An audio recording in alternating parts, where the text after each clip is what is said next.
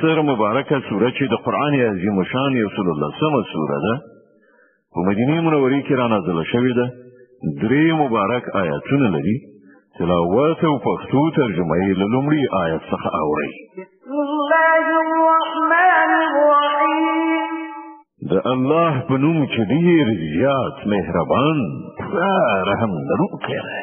اذا جاء نصر الله والفتح ورأيت الناس يدخلون في دين الله أفواجا فسبح بحمد ربك واستغفره إنه كان توابا.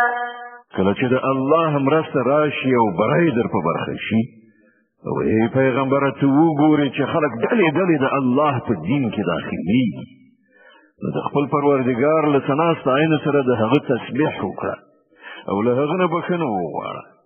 بېشکه هغه ستره توبه قبلونکی دی.